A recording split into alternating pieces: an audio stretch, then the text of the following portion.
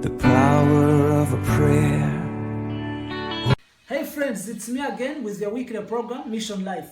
And today I am talking about prayer challenge. Prayer challenge, that means I want to throw a challenge to you that you can pray.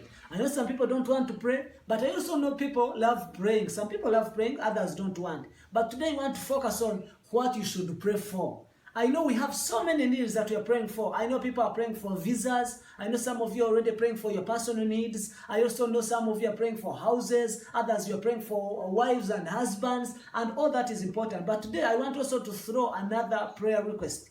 And this prayer request is from God himself.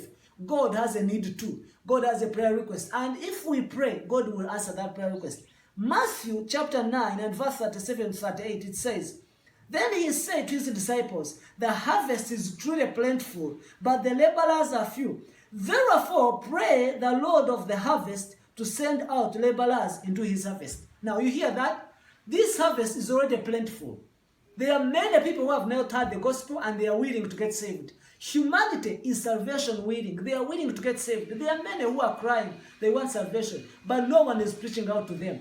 And number two, these are the God's people. It's God. It is on his mind. He wants people to be saved.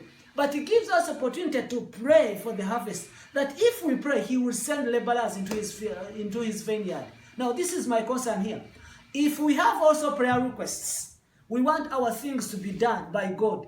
But also God has a prayer request. And his prayer request is that people go and preach the gospel. Why don't we also respond to the prayer request of God so that he can respond to our prayer requests? You also have prayer requests, you want many things, but also God wants only one thing. That if we pray to God of the harvest, he will send them. Now this morning, I want to challenge you to go and pray. If you decided every day to pray, here is a simple challenge. Matthew 9:38 says that therefore if we pray to God of the harvest, he will send them.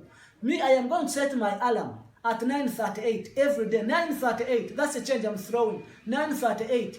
Every day, that if at 9:38 clocks like this you pray, and this is what you're praying for: Lord of the harvest, will you send people to go and preach the gospel? Will you send so and so? Will you send business people to go and preach the gospel? Will you send social workers to go and preach the gospel? Will you send evangelists? Will you send pastors? Will you send people in doctors to go into mission field and then they do evangelism? I am challenging you every day, 9:38. Every day 9:38, let it be a change. 9:38 challenge. I challenge you every day pray that God will send people. If you prayed every day throughout a full year, you have sent many. You may not go, you may not even give money, but a prayer can send many into his vineyard. So I am challenging you today to pray for the harvest, not praying for your needs, but praying that God will send laborers into his vineyard, and God will bless you. I love you so much. I'm waiting to hear people who are praying in Jesus' name. The power